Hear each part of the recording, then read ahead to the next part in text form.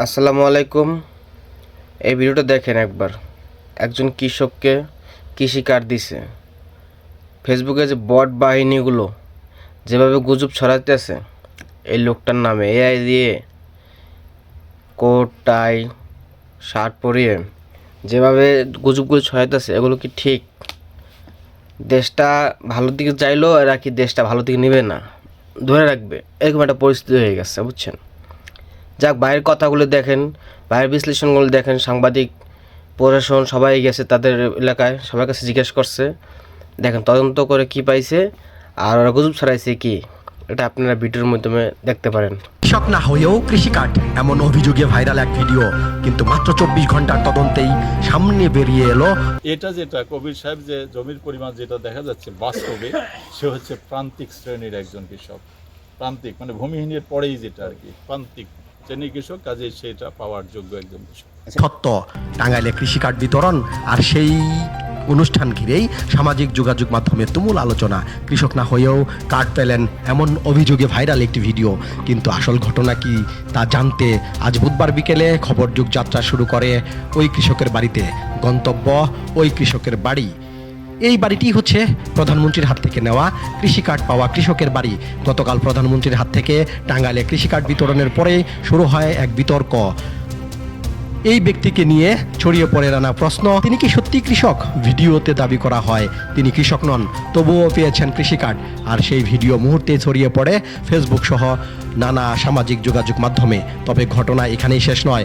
আজ বুধবার সকালে নড়েচড়ে বসেছেন জেলা প্রশাসন ও কৃষি বিভাগ। সরজমিনে যান সেই ব্যক্তির বাড়িতে। তদন্ত উঠে আসে বিভিন্ন চিত্র, এক ভিন্ন চিত্র। আলোচিত সেই ব্যক্তি তিনি নিজেই কি জানেন? তাকে নিয়ে শুরু হয়েছে এ ধরনের আলোচনা সমালোচনা। তিনি জানেন, জানার পরেই তিনি জানালেন। শুনুন কি জানালেন, তার মুখ থেকেই শুনুন।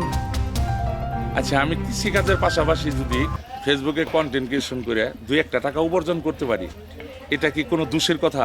আপনি আমাকে বলেন। তাহলে কেন আমার উপরে এত জুলুম, অত্যাচার, নির্যাতন?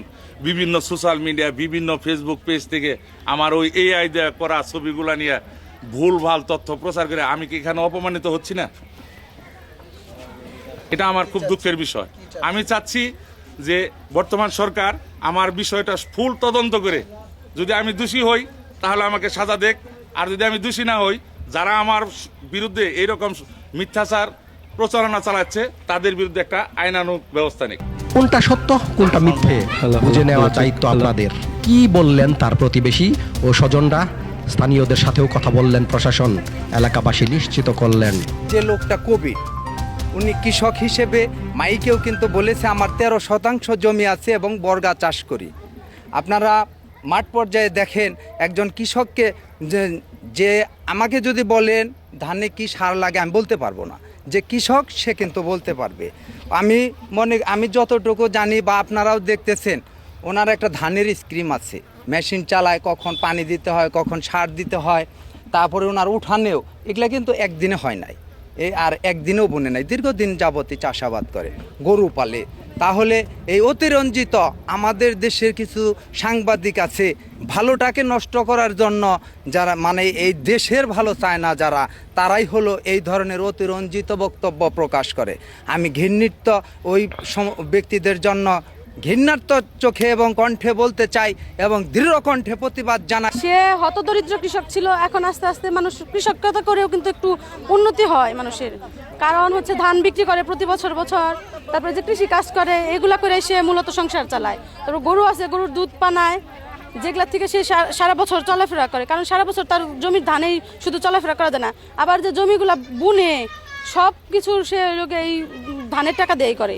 না, ওর জমি নাই, ও 13 শতাংশ জায়গা দিয়ে বাড়ি দিতে। এই বাড়ি ছাড়া ভাইয়ের কোনো জমি নাই। আর ওইখানে একটা মেশিন আছে, ছেলে মেশিন আছে। তো বন্ধুরা, এই ভিডিওটা থেকে কি বুঝলেন, কোনটা সত্য কোনটা মিথ্যা, আপনারা কমেন্ট করে যাবেন অবশ্যই। আর যদি ভিডিওটা ভালো লাগে তাহলে অবশ্যই শেয়ার করে যাবেন, অন্যকে দেখার সুযোগ করে দেবেন।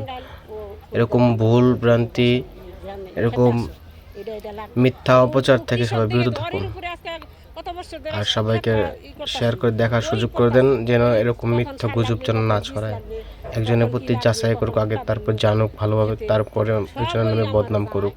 এটাই